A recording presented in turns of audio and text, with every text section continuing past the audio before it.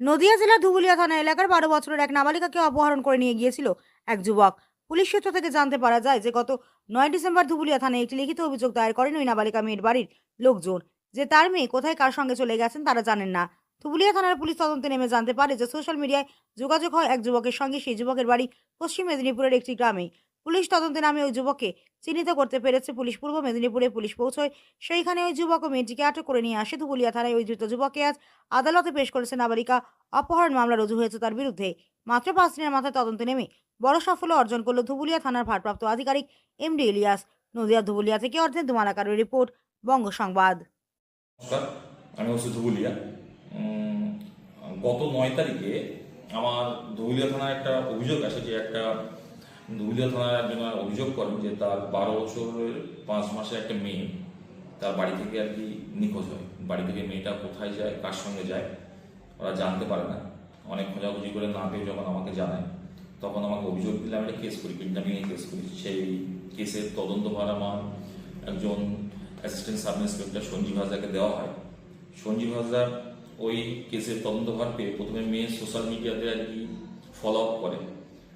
এই follow up করার পরে তারা জানতে পারে যে সোশ্যাল মিডিয়ায় একটা ছেলের সঙ্গে মেয়েটা নিত্য টাচে থাকতো। তারপরে সেই ছেলেটাকে আইডেন্টিফাই করার চেষ্টা করা হয়। আমাদের সন্দেহ হয় সেই ছেলেটার দিকে, তো আইডেন্টিফাই করার চেষ্টা করা হয়। আইডেন্টিফাই করতে গিয়ে আমরা সোশ্যাল মিডিয়ায় যে আইডেন্টি থাকে সেটা অন্য মুর্শিদাবাদ জেলাতে দেখায়, কিন্তু পরে ওই যে আইডেন্টিটা যখন আর কি আমরা পরে যখন আমরা টেকনিক্যাল সাপোর্ট নিয়ে জানতে পারি যে ছেলেটা ফেক অ্যাকাউন্টে ফেক নামে অ্যাকাউন্ট করে রাখে, তখন আমরা আমাদের এসপি অফিসের টেকনিক্যাল সাপোর্ট থেকে ওই ছেলেটাকে আইডেন্টিফাই করতে সক্ষম হয় এবং জানতে পারি ছেলেটার বাড়ি হচ্ছে মেদিনীপুর জেলার পশ্চিম মেদিনীপুর জেলার বেনাধি গ্রামে। তখন আমরা আমাদের এই অফিসার একটা পুলিশ টিম নিয়ে সেই পশ্চিম মেদিনীপুর কোতোয়ালি থানার আন্ডারে বেনাদিতে ওখানে যায়।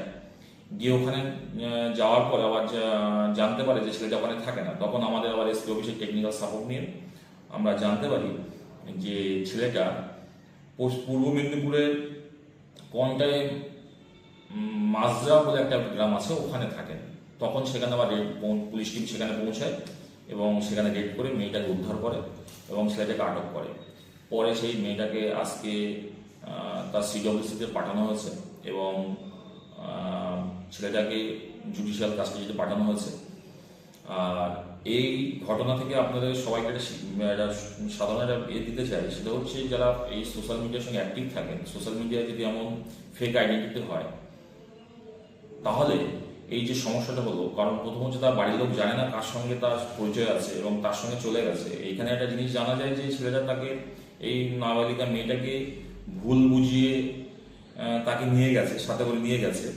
কিন্তু এই যে ছেলেটা ফেক আইডেন্টিটি দিয়ে একটা সোশ্যাল মিডিয়া চালাচ্ছিল, সেই সোশ্যাল মিডিয়ার মধ্যে একজনের সঙ্গে পরিচয় হয় এবং তার সঙ্গে চলে যাওয়া, এটা খুব দুর্ভাগ্যজনক ঘটনা। এবং সবাইকে রিকোয়েস্ট করবো এরকম কোনো সোশ্যাল মিডিয়ার কোনো পরিচিত কারোর সঙ্গে কোনো সময় বন্ধুত্ব, অজানা কারোর সঙ্গে বন্ধুত্ব না পাতানোর জন্য।